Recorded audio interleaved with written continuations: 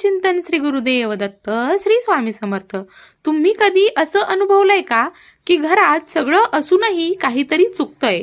सतत वाद, अपयश, आजार, चिंता आणि थकवा हे वास्तूला लागलेली दृष्ट असू शकते. हो, वास्तूला दृष्ट लागू शकते. जसं लहान मूल गोड दिसलं की त्याला दृष्ट लागू शकते, तसंच एक सुंदर, प्रेमळ, सकारात्मक घर देखील इतरांच्या नकारात्मक दृष्टीत येऊ शकतं. कोणत्याही अमंगल नजरेचा प्रभाव घरात अडचणी निर्माण करतो. पण उपाय काय आहेत? तर दर शुक्रवारी किंवा मंगळवारी घरात नजर उतरवणं, उंबरठ्यावर सिंदूर, लिंबू, हळद कुंकू ठेवणं, मुख्य दरवाजाजवळ स्वस्तिक किंवा नजरबट्टू लावणं आणि रोज घरामध्ये दिवा लावणं आणि रामरक्षा, अथर्वशीष यांचं पठण करणं. यामुळे नकारात्मक ऊर्जा दूर होते आणि वास्तूमधील दृष्ट ही निघून जाते. लक्षात ठेवा, जिथे भक्ती आहे तिथे नकारात्मक शक्ती टिकत नाही. भिवू नकोस, स्वामी सदैव पाठीशी आहेत.